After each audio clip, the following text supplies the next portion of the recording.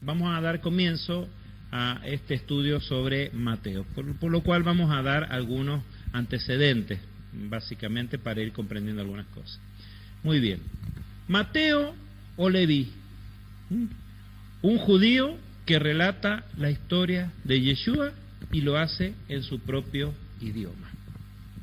El relato de Mateo se escribió en el idioma hebreo. Los textos del Pacto Nuevo se escribieron en hebreo.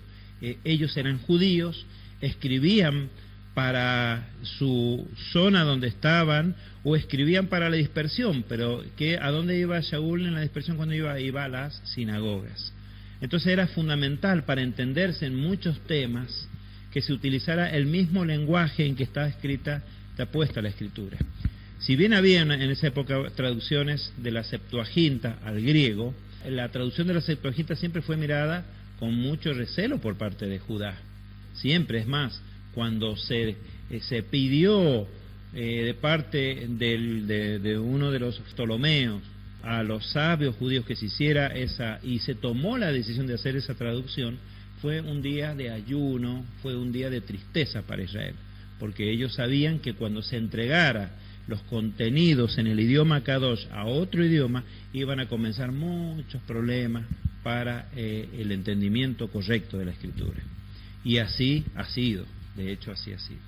Sin embargo, esa traducción fue hecha, vamos a decir, por eruditos, por gente especialista. Se llamó a 70 sabios judíos para que hicieran esa, que fueron más, son 72. Pero en el siglo II antes de Yeshua se hizo esa traducción de lo que es el Tanaj, de lo que se le llama los textos del pacto, de los primeros pactos, o el Antiguo Testamento, como le llaman, mal llamados, y se hizo esa traducción, pero por especialistas se hizo, ¿sí? Por gente que conocía bien el idioma de fuente y conocía bien el idioma de destino. Sin embargo, así todo, ¿no es cierto?, fue un día de luto para Israel, el día que se comenzó a traducir la llamada, si ustedes la escuchan ahora, ¿cómo se llama esa traducción de los textos del Antiguo Testamento al griego, hecha en el siglo II antes de Yeshua, que la hicieron 72 sabios judíos? ¿Cómo se llama esa traducción? Septuaginta, también le llaman la 70, ¿sí? Cuando ustedes vean por ahí una L y dos X, hablando de una tal traducción, se refiere a la Septuaginta. Hay algunas Biblias basadas actualmente en la Septuaginta, Biblias cristianas. Por ejemplo, la de Junman, traducción católica, basada en la Septuaginta. O sea que no se tradujo del hebreo, sino que se tradujo desde el griego, ¿sí? Porque la Septuaginta es una traducción del hebreo al griego. Bien, y por oposición, porque bueno, muchos dicen, lo que pasa es que la Septuaginta es más antigua, es del siglo II antes de Yeshua. ¿Qué tenemos de textos en hebreo?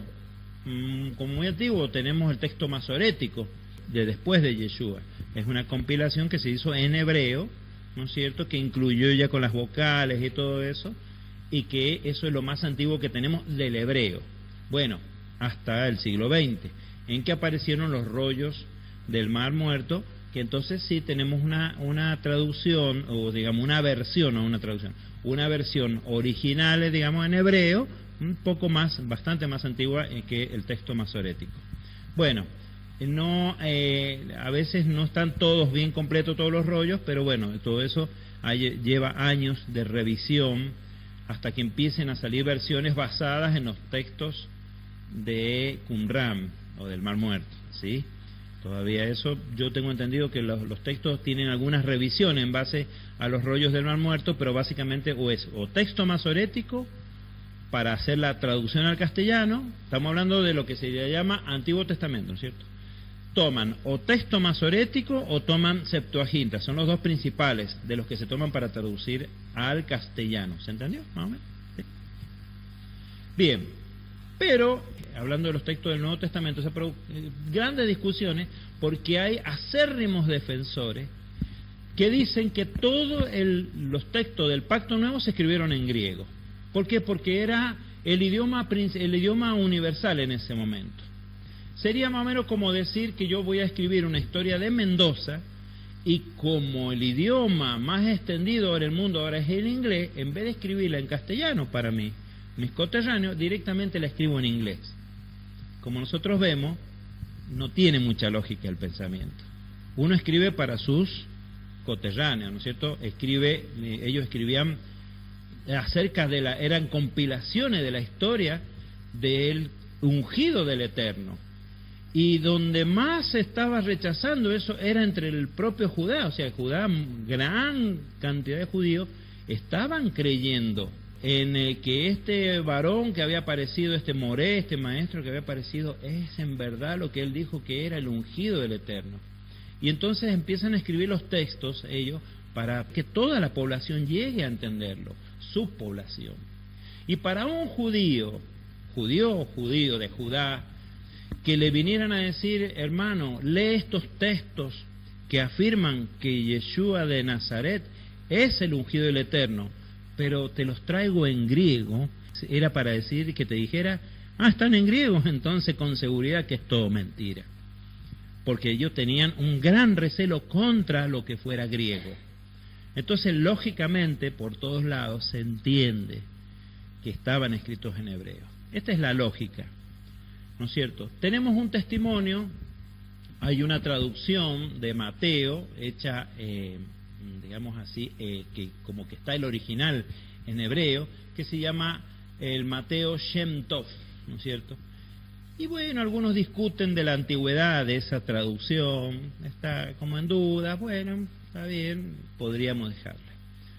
Pero tenemos un testimonio, y un testimonio que nos viene desde adentro del cristianismo, sobre el tema de la originalidad de que Mateo se escribió en hebreo. Bien, por lo menos Mateo para empezar, ¿no? Y entendemos que para todos fue igual. Bien, hay un escritor que en el cristianismo se le llama uno de los padres de la iglesia, que se llama Eusebio de Cesarea, ¿sí? Que vivió ahí alrededor del siglo II, III, después de Yeshua, ¿no? Él escribió unos libros, una serie de estudios que se llaman Historia Eclesiástica, no sé, la historia de la iglesia. Bien, donde pone testimonios propios de la historia, cosas que él vio que ocurrieron, y cita a otros escritores anteriores a él, copia textos enteros. Es importante que copió de algunos autores anteriores a él, porque lo único que nos ha quedado de esos autores anteriores a él es lo que él copió. Los textos originales de esos otros autores se perdieron. Todo hablando en griego, ¿no? Este Eusebio de Cesarea era un seguidor de Orígenes, un filósofo griego. O sea que ellos ya estamos hablando de un tiempo en que la filosofía griega ya había invadido ya plenamente todo las asambleas que habían nacido en Jerusalén, pero que estamos hablando de la dispersión, ¿no es cierto? ¿Por qué? Porque estamos hablando del siglo II, III después de Yeshua, y ya todo lo que es Israel, lo que es Jerusalén, había sido totalmente dispersado por los romanos. En el 135 después de Yeshua terminan las guerras judeo-romanas y ya terminan con la destrucción completa de todo y la dispersión de todos ellos, ¿sí? O sea, lo único que nos queda es los que estaban en la dispersión. Por eso, fíjense la sabiduría del Eterno, cuando él manda a Shaul, manda a los discípulos, los mandan que empiecen por Jerusalén, pero que vayan yendo a la dispersión, porque él sabe que finalmente donde va a quedar las cosas es ahí. Y bueno, entonces Eusebio de Cesarea se movió en aquel tiempo, por ejemplo, que se discutía si era verdad lo de la Trinidad o no, ¿no es cierto? Y él, como seguidor de Orígenes, Eusebio pensaba en una dualidad, no en una Trinidad, en un Dios principal y un Dios secundario, el Padre y Yeshua, ¿no es cierto? Y uno de los defensores de la unicidad absoluta del Eterno, quien fue Arrio, ¿no es cierto?, cuando cayó en desgracia ya, porque después del concilio convocado por Constantino, ¿no es cierto?, se decidió que no había nada de eso de unicidad ni de dualidad, es Trinidad. Habiendo caído en desgracia, Arrio fue, digamos, recibido en su congregación y en su asamblea, en su zona de influencia, por Eusebio de Cesarea, quien lo protegió, ¿no es cierto?, también. Después, el propio impulsor de la Trinidad, que había sido Atanasio, también cayó en desgracia, bueno. Y es una época, cuando uno lee esto, es una época muy oscura, se llevaban muy mal unos obispos con otros, había mucha persecución. Es una época realmente donde se ve que ya se está ocultando la verdad del Eterno a todas sus congregaciones, no están siguiendo, se están dejando contaminar por la influencia griega y por la idolatría. Bien, Eusebio de Cesarea cita a un autor anterior de él, del cual no han quedado más que lo que copió y escribió de él Eusebio. ¿Quién es ese autor anterior a él? Papías. Y entonces cita en el libro tercero, esto lo pueden buscar en internet, lo van a encontrar, está muy accesible. En el libro tercero, apartado 24, párrafo 6, dice Eusebio de Cesarea, que dice: por su parte, Mateo, que en primer lugar predicó a los hebreos, obviamente, estaba en Israel, estaba en Jerusalén, cuando ya estaba por dedicarse también a otros, expuso por escrito su evangelio en su lengua materna. ¿Sí? Entonces, cuando se ponen férreamente que se escribió todo en griego, no, tenemos un autor cristiano que dice que no es así, ¿no es cierto? Expuso por escrito el evangelio en su lengua materna, sustituyendo de este modo, por escrito, la falta de su presencia en medio de aquellos de los que se alejaba. ¿Por qué se alejaba? Y no les quedaba más remedio, se estaba destruyendo Jerusalén, entonces salieron muchos de ahí. Bien. Y agrega en otra parte, en el apartado 39, párrafo 16, Mateo compuso su discurso en hebreo y cada cual lo fue traduciendo como pudo. ¿Sí? Entonces, ¿qué está diciendo este escritor cristiano, que es del siglo II, III, que Mateo se escribió en hebreo? O sea que acá se terminan esas discusiones de que todo el Antiguo Testamento se escribió, todo el Nuevo Testamento se escribió en griego. No es así. Bien, con este testimonio es muy importante, pero nos quedamos con unas palabras que dijo este escritor citado por Eusebio, quien es Papías. Papías me menciona algo muy importante al final, dice: cada cual lo fue traduciendo como pudo. Entonces están mostrando que había alguna clase de dificultad en las traducciones, ¿sí? Bien, entonces dice que dijo Papías, cada cual lo fue traduciendo como pudo. Una situación muy distinta a la que tenemos hoy en día. Hoy en día, ¿no es cierto?, tenemos muy buenas traducciones. ¿Por qué? Hay herramientas como la crítica textual, hay herramientas como el uso de manuscritos muy antiguos, tenemos avanzados recursos académicos y científicos. Hoy en día la traducción es una cuestión muy avanzada, muy linda. Y además hay sociedades bíblicas de traducción, o sea que tenemos muchas cosas a favor. ¿Qué es la crítica textual? La crítica textual es una rama de la filología, esto es el estudio de la palabra, ¿no es cierto?, que tiene por cometido editar textos de la forma más fiel posible al original, a la voluntad del autor, procurando principalmente la eliminación de errores de transcripción. O sea que la crítica textual es una herramienta importantísima para la traducción hoy día. Es una herramienta multidisciplinaria, ¿no es cierto? Se usa de la historia, de la arqueología, del análisis de las culturas, todo para poder llegar bien a saber qué se quiso decir en el texto en principio. Después tenemos el uso de manuscritos muy antiguos. Las primeras traducciones de Reina Valera se hacían con manuscritos recientes.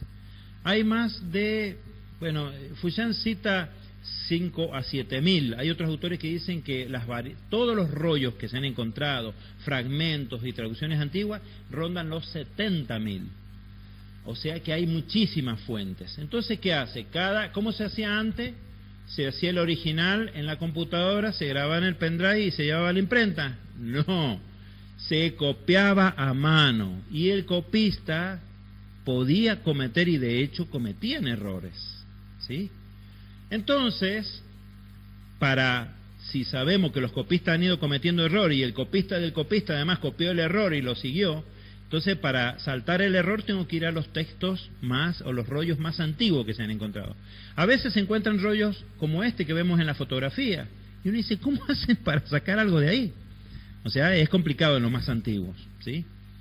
Bien, entonces para evitar errores de transcripción se busca rollos lo más antiguos posible. Los más antiguos que se han hallado, completos, son ya del siglo III después de Yeshua. Había pasado mucha agua y mucha filosofía bajo el puente, y filosofía griega. Entonces, y los más antiguos que hay, que empiezan por ahí por el año 150, 180, 200, son fragmentitos como este que vemos acá. A veces se encuentra de la carta de Juan, se encontró 3 versículos del capítulo 18, por decirte. Y bueno, y eso es todo lo que hay de que es más antiguo, en griego. Después hay otro fragmentito que es el capítulo 2 de Apocalipsis, nada más, no hay más nada. Otros es 2 capítulos de Mateo y no hay más nada, son fragmentos. Y los fragmentos a veces en muy mal estado como estos, ¿sí?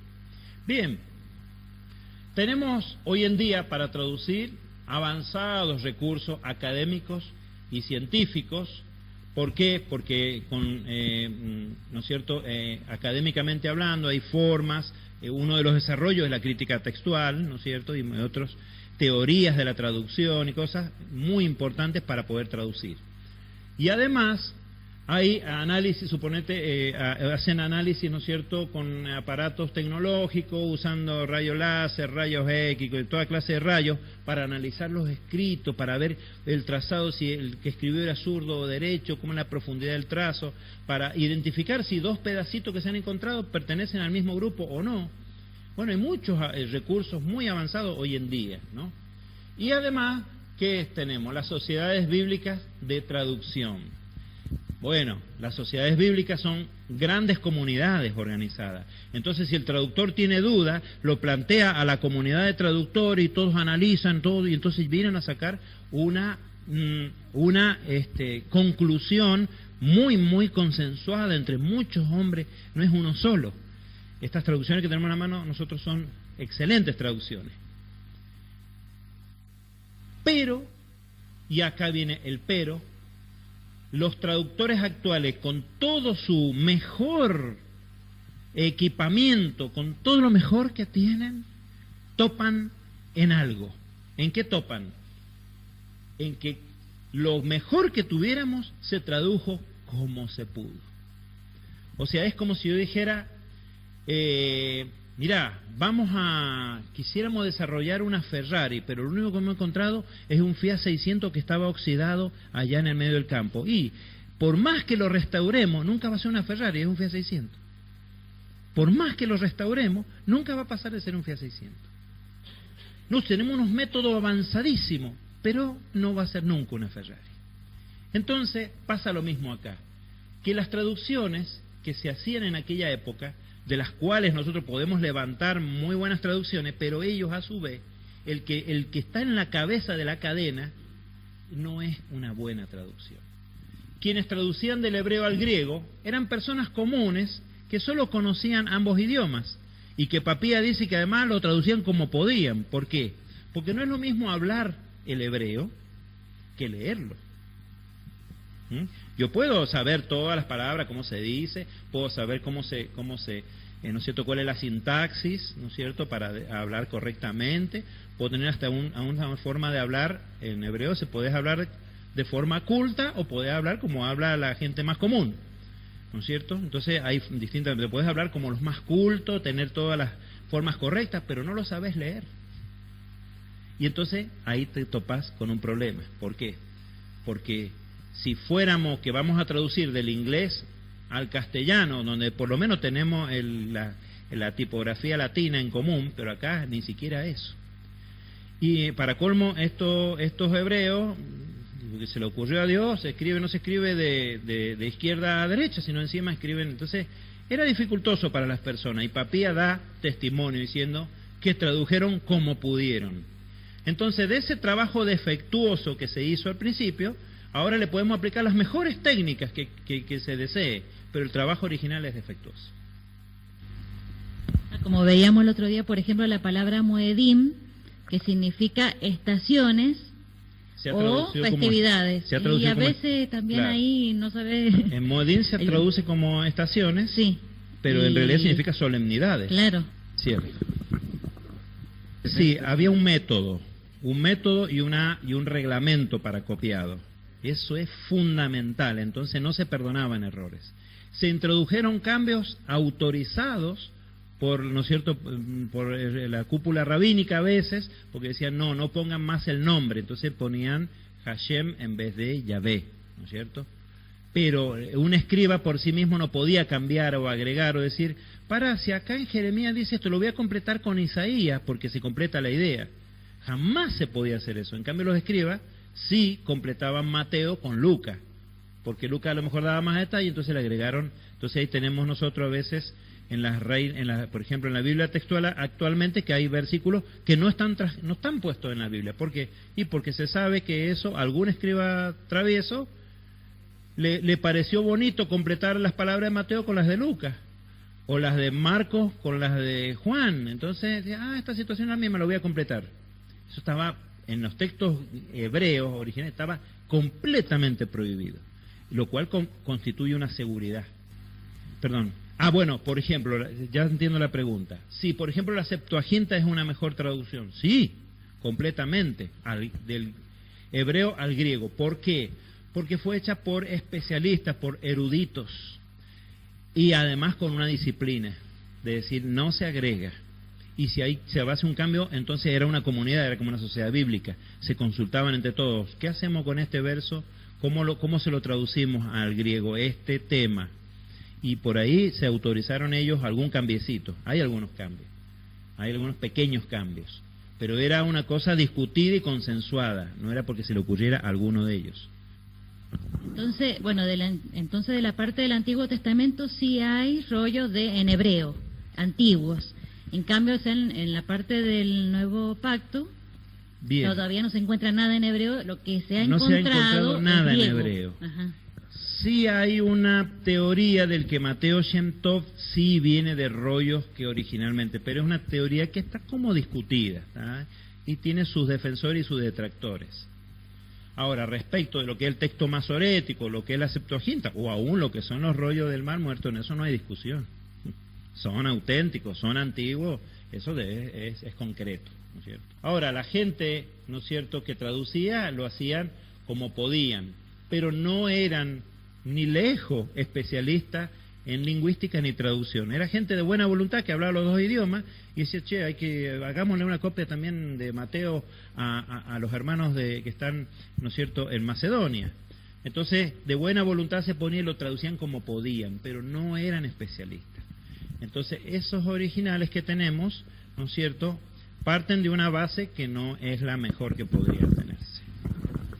Eso que decís, me acuerdo del otro día que veíamos en la tele un documental, así sí, como que eran unos misioneros que estaban en una tribu, sí, y que ellos como pudieron, era un matrimonio, y habían traducido a ese idioma, sí, creo que los primeros... Para una tribu de Papúa Guinea, sí, pero para una tribu de entre... Y lo habían hecho como podían ellos ahí. Claro, es una zona selvática donde viven 1 millón de personas distribuidas en pequeñas tribus, y cada una tiene su dialecto. Y unos misioneros norteamericanos, hace 20 años que están ahí, y le están traduciendo la Biblia al idioma de ellos. Y dice, pero ellos son misioneros.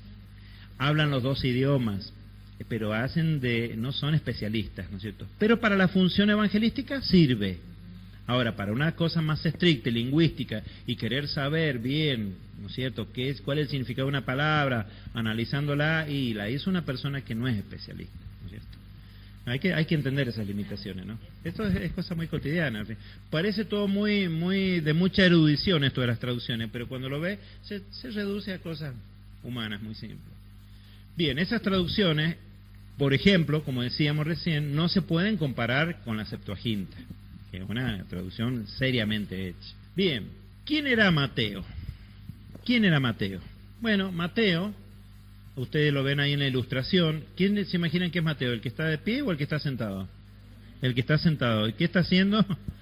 Está cobrando impuestos. Bien, Mateo era uno de los 12 discípulos de Yeshua, era uno de los 12. ¿Se acuerdan que después aparecieron 70, llegaron a ser 72, después llegaron a ser 120? Pero Mateo está entre los primeros 12, o sea que un testigo muy fiel, muy directo. El propio Mateo se llama a sí mismo Mateo en su evangelio, en su testimonio, ¿no? En el capítulo 10, de los versos 2 al 4, dice: los nombres de los 12 apóstoles son estos. El primero, Simón, llamado Pedro, y Andrés su hermano. Jacobo, el de Zebedeo, y Juan su hermano. Fíjense que los va dando de a dos, los da por pares. Dice Felipe y Bartolomé, otro par. Tomás y Mateo el publicano. Él dice, habla así, Mateo el publicano, dice, ¿qué es publicano? El cobrador de impuestos, ¿sí? Jacobo el de Alfeo, y Tadeo, Simón el cananita, y Judas Iscariote, el que lo entregó, ¿sí? Bien, entonces, mencionando a los 12 discípulos, él se menciona a sí mismo como el publicano, pero estará hablando de sí mismo. ¿Sí? Tenemos dudas, hay que demostrarlo. Como decíamos más temprano, leemos, dudemos, investiguemos, investigamos, llegamos a la verdad. Bien, por empezar, ¿se llamaba Mateo o más bien se llamaba Leví? Vamos a ver. Esto está descrito en Mateo capítulo 9, vamos a ver un pasaje para encontrar 3 testigos de quién es este Mateo. Mateo 9, 9 al 13, Marcos 2, 14 al 17 y Lucas 5, 27 al 31. Bien, entonces, fíjense el relato de Mateo, diciendo, pasando de allí, Yeshua vio a un hombre sentado en el lugar de los tributos llamado Mateo. Fíjense cómo lo describe Marcos. Pasando de allí vio a Leví, el de Alfeo, y después en Lucas dice, después de estas cosas, Yeshua, por supuesto, salió y observó a un publicano de nombre Leví. ¿Sí? Bien, ¿dónde? Dice, los 3 dicen, sentado en el lugar de los tributos. ¿Sí? ¿Ves? Por eso la imagen estaba sentado. No hay que confundirlo con Zaqueo, que ese era jefe de publicano y que estaba subido en un árbol. No hay que confundir con Zaqueo. Este es Leví. Bien, y en los 3 relatos dice, sígueme, y levantándose lo siguió. O sea, ¿qué queremos demostrar con estos 3 relatos en paralelo? Que es el mismo relato. Uno, Mateo lo llama Mateo, y los otros 2 testigos lo llaman Leví. ¿Sí? Dice, fijémonos en lo siguiente, dice, y aconteció, dice en el verso 10 de Mateo 9, que estando él reclinado a la mesa de la casa, he aquí que muchos publicanos y pecadores llegaron y se reclinaron a la mesa con Yeshua y sus discípulos. Fíjense que se parece mucho a la historia de Zaqueo. Zaqueo también lo invitó a la casa. Es más, Yeshua le dice, Zaqueo, es necesario que hoy pose en tu casa. Acá no se sabe cómo llegó a la casa de Leví o de Mateo. Pero el siguiente dice que estaban ahí todos sentados en la casa de Mateo o Leví, sentados a la mesa con los demás publicanos y pecadores, por lo cual a Yeshua se lo señalaba, ¿no es cierto? Dice, fíjense, se junta con los pecadores y con los transgresores. El secreto de Yeshua es que él los influía a ellos, pero ellos no lo influían a él. Eso hay que tener cuidado, porque a veces uno dice, yo también voy a andar con para ver si lo hago cambiar, pero resulta que a lo mejor tengo que tener cuidado de que no me cambie a mí, ¿no es cierto? Bien, fíjense los 3 testigos, que son muy similares, el verso 10 de Mateo 9, el verso 15 de Marcos 2 y el verso 29 de Lucas 5, fíjense que los 3 relatan un, ¿no es cierto?, gran banquete y sentarse todos a la mesa en la casa de Leví o de Mateo. Después dice que los 3 relatos en el verso siguiente o versos después dicen que los escribas y fariseos decían, ¿por qué vuestro maestro come con publicanos y pecadores? ¿Ven? Es el mismo relato.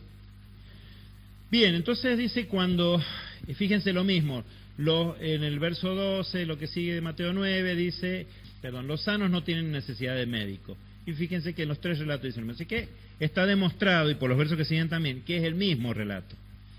Mateo lo llama Mateo y los demás lo llaman Leví, de modo tal que Mateo es Leví, hijo de Alfeo, ¿sí? Leví, hijo de Alfeo. Y si ustedes se fijan en el texto anterior, dice que Jacobo, dice en el Mateo 10:3, dice Felipe y Bartolomé, Tomás y Mateo el publicano, Jacobo el de Alfeo. Entonces, el papá de Jacobo se llamaba igual que el papá de Mateo, Alfeo. Entonces, bueno, hay una probabilidad. Ahora, para ya dejar este tema de quién era y de sus traducciones, vamos a dar inicio, unos minutitos nada más, con la genealogía. Y no la vamos a ver toda, no se preocupen, vamos a ver una parte de la genealogía nomás. Bien, la genealogía de Yeshua, con ese tema empieza el testimonio de Mateo. Mateo, conociendo a su pueblo, sabe que tiene que presentar las credenciales de identidad de aquel de quien va a hablar. Y en Israel la única credencial válida es la genealogía. Hijo de quién, hijo de quién, hijo de quién es. Para ver si realmente va a coincidir con las profecías y todo lo que se diga de él, ¿sí? Entonces, ¿cómo que empieza? Con la genealogía. Bien, y dice en el verso 1, capítulo 1 de Mateo, diciendo así. Libro, fíjense cómo él dice, bueno, libro de la genealogía de Yeshua, así lo empieza diciendo, ¿sí? El Mesías, hijo de David, hijo de Abraham. Y bueno, ¿de dónde saca? Él dice que da testimonio que Yeshua es hijo de David, hijo de Abraham. ¿Por qué es importante decir quién es? Porque los profetas, por ejemplo, Jeremías 33, en algunos versos de ese capítulo dice lo siguiente, verso 15, en aquellos días y en ese tiempo haré brotar a David un renuevo de justicia. ¿De dónde va a venir el renuevo de justicia? Un descendiente de David, el cual ejecutará juicio y justicia en la tierra. El verso 17 dice, porque así dice Yahvé, no faltará a David varón que se siente sobre el trono de la casa de Israel. El verso 25 de ese capítulo 33 de Jeremías dice, así dice Yahvé, como es cierto que he creado el día y la noche, y he establecido los cielos y la tierra, dice el verso 26 entonces, también es cierto que no desecharé el linaje de Jacob y de David mi siervo, el descendiente de David, dejando de tomar de su descendencia quien sea señor sobre el linaje de Abraham, de Isaac y de Jacob, porque cambio su suerte y les tengo compasión. Entonces, ¿por qué lo cita que Yeshua es hijo de David, hijo de Abraham? Para demostrar que hay una posibilidad por descendencia que ese sea el Mesías, porque los profetas lo dicen así, ¿sí? O sea que lo que yo puedo decir, sí, Yeshua es el Mesías, está bien, pero para un judío se lo tengo que demostrar. Y en realidad para cualquiera tendría que demostrarse.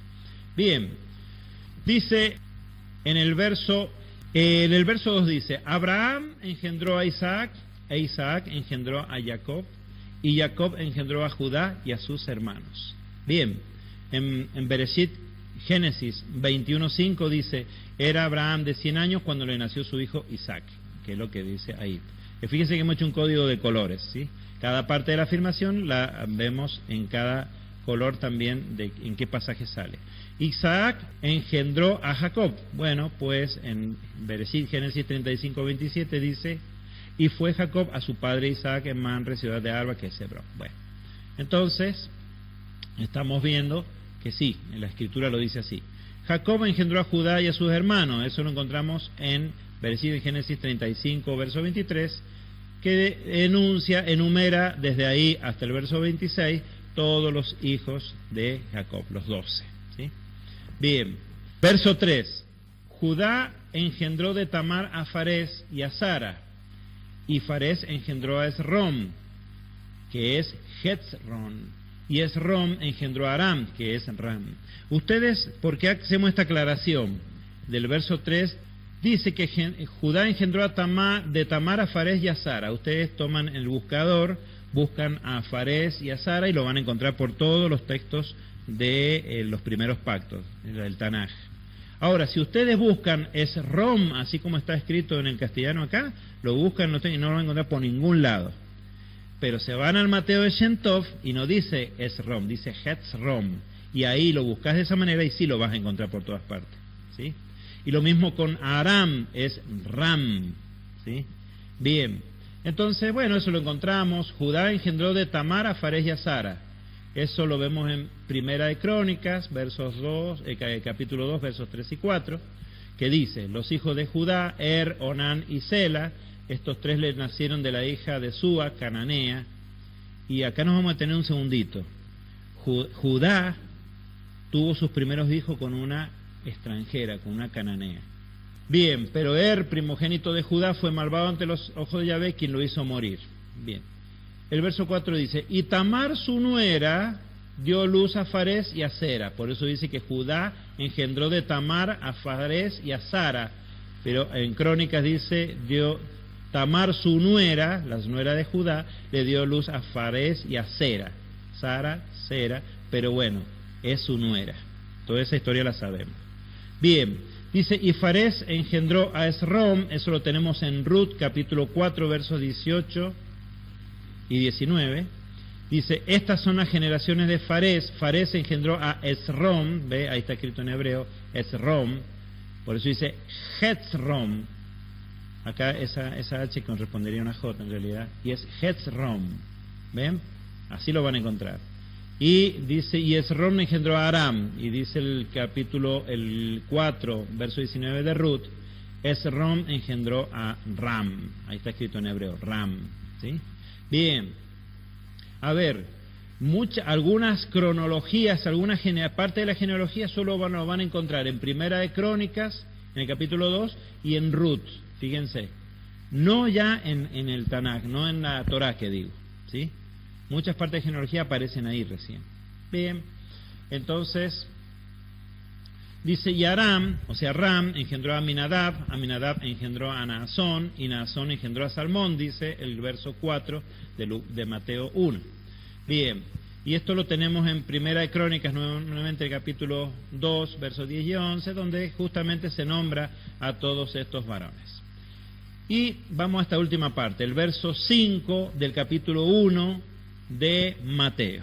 Y hasta acá nos vamos a estudiar y ya con esto terminamos. Dice, Salmón engendró de Rahab a Booz, y Booz engendró de Ruth a Obed, y Obed engendró a Isaí. ¿Sí? Bien, es interesante, esto sale en el libro de Ruth, en los versos 21 y 22, que dice justamente eso. Salmón engendró a Booz, y Booz engendró a Obed, y Obed engendró a Isaí.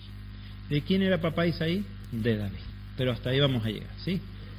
Tal cual. Se menciona a Rahab, y Jacobo o Santiago, como le dice en el capítulo 2, verso 25, habla de Rahab, ¿sí? ¿Qué dice? Dice, asimismo también la ramera Rahab no fue justificada por obras cuando hospedó a los mensajeros y los envió por otro camino. Bueno, fue justificada por obras, pero no solo por hacer sin creer. Hizo lo que hizo porque tenía una convicción. Bien. Entonces, también se menciona a Ruth la Moabita en esta genealogía. ¿Y por qué nos detenemos en esto? Porque son dos extranjeras, ¿sí? Se menciona a Ruth la Moabita, dice en Ruth 2.2, dice, y Ruth la Moabita dijo a Noemí, te ruego que me dejes ir al campo y rebuscaré las espigas detrás de cualquiera. Bueno, y sigue el texto. Pero dice Ruth la Moabita, o sea que Ruth era no israelita, sino que era de Moab. Si era de Moab, ¿de qué pueblo desciende? De los moabitas, y por tanto es descendiente de Lot, Ruth. Extranjera, pero no tan lejana. Bien, veamos ahora esta intervención o esta entrada de extranjeros en la genealogía de Yeshua. Fíjense, israelitas de Judá, Salmón, que se casó con una cananea de Jericó, ¿sí? Y a su vez de ese matrimonio nace Booz, ¿no es cierto? Y Booz se casa con otra extranjera, siguiendo el ejemplo de su padre. Mi papá hizo así que yo voy a hacer algo parecido. También se casó con una extranjera, se casó con Ruth, y del matrimonio de ambos nació Obed, de quien nació Isaí.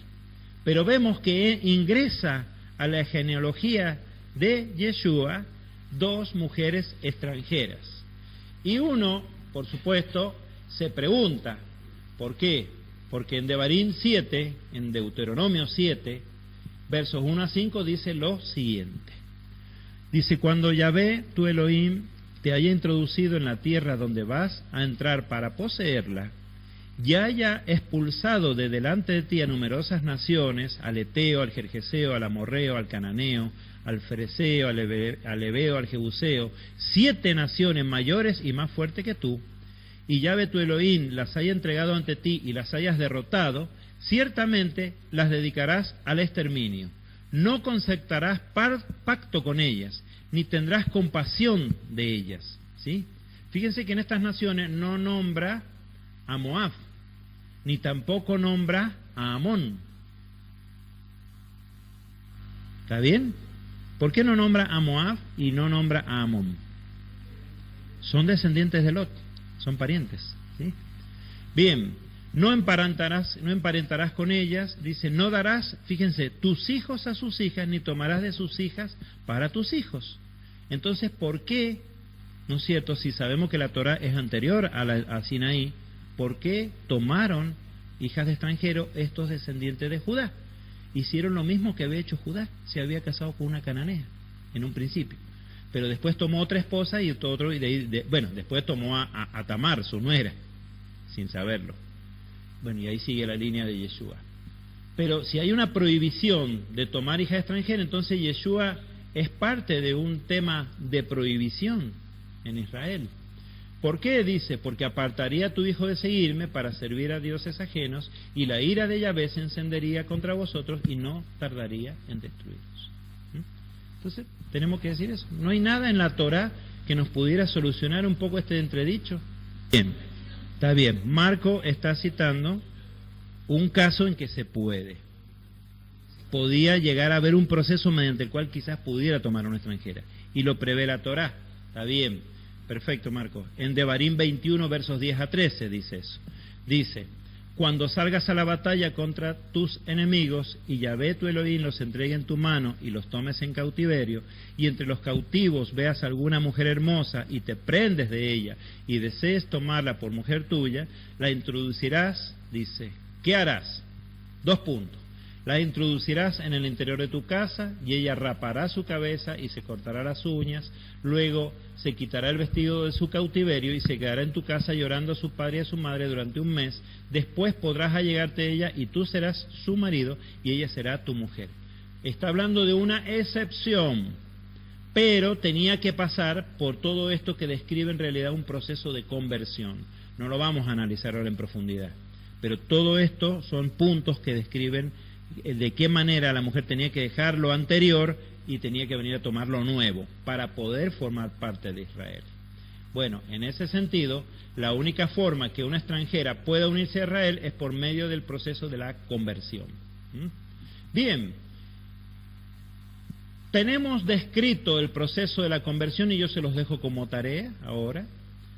En la conversión de Rahab pueden leerla en Josué 2, versos 1 al 22, de qué manera ella protegió a los espías que habían entrado a espiar a Jericó, de cómo ella los hizo descender por la ventana de donde estaba ella, su casa, digamos, en la torre, y cómo le dijeron ellos que pusiera un cordón de grana colgado ahí para que se supiera que ese lugar no había que destruirlo.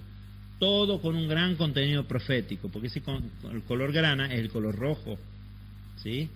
Entonces, bueno, ahí estamos viendo que ella es salvada y después fue tomada, después de un proceso de conversión, con seguridad, fue tomada como esposa por Salmón, ¿sí? Bien. Y después tenemos la conversión de Ruth, que yo también se lo dejo como tarea para leerlo, en el capítulo 1 de Ruth, los versos 1 al 18, donde termina después que Noemí por 2 y 3 veces trata de decirle que se aparte de ella, ella sin embargo dice, tu pueblo será mi pueblo y tu Dios será mi Dios. Había hecho Ruth ya un proceso de conversión por lo cual es incorporada. No sabemos el origen de Rahab. Yo me inclino por pensar, personalmente, una idea nada más, que sería amonita, sería pariente. Como Ruth es moabita, era pariente, lejano, pero pariente, ¿sí? Bien, entonces, bueno, los moabitas y los amonitas son descendientes de Lot. Bien, vamos a dejar el estudio acá. Entonces lo dejo como tarea, Josué 2 y Ruth capítulo 1, para leerlo en casa, para ver que estas dos mujeres sí se incorporaron a la genealogía de Yeshua, pero siguiendo un proceso de conversión. Hay una relación preciosa, que ahora no hay tiempo de hacerla, porque hubo otro sumo sacerdote, Yehoshua, que tenía un delito delante del Eterno, y que el propio Malach de Yahweh, el ángel de Yahweh, viene, lo limpia y lo perdona, y su delito era que había tomado como esposa a una extranjera, y ese es tipo de Yeshua. Y Yeshua también ha salido a las naciones a buscar a la que se había convertido en extranjera, ¿no es cierto? Pero no volverá para ser la novia si no hace el proceso de conversión. Y ahí es donde nosotros tenemos que ver todo esto con un sentido profético, ¿sí? La novia que Yeshua va a tener está extranjerizada, es la casa de Efraín, ¿no es cierto? Pero dice que Efraín volverá luego que se haya arrepentido. Entonces, estas pequeñas asambleas como esta que hay en todas partes, que se está volviendo a la Torá, es ese proceso de retorno de Efraín que dice: sí, hice mal en dejar la Torá de lado y quiero retornar, estoy arrepentido, es mi tiempo de volver. Somos nosotros los que estamos siendo rapados, siendo quitados de todas las cosas que hemos recibido de nuestros padres. Estamos llorando ya, dejando, porque ¿a cuánto les cuesta dejar lo anterior, de que era negar a la Torá? Y sí, pero cuando estábamos allá había más gente y había actividades y se juntaban a jugar al vóley y hacían asadito, y acá nosotros nos pasamos estudiando y siempre viendo. Bueno, es verdad, están llorando a sus padres, es verdad, pero la está haciendo el proceso de conversión al pueblo de Israel, a formar parte de. Muy bien, yo les invito a que se pongan de pie y podamos estar orando para terminar este tiempo de estudios.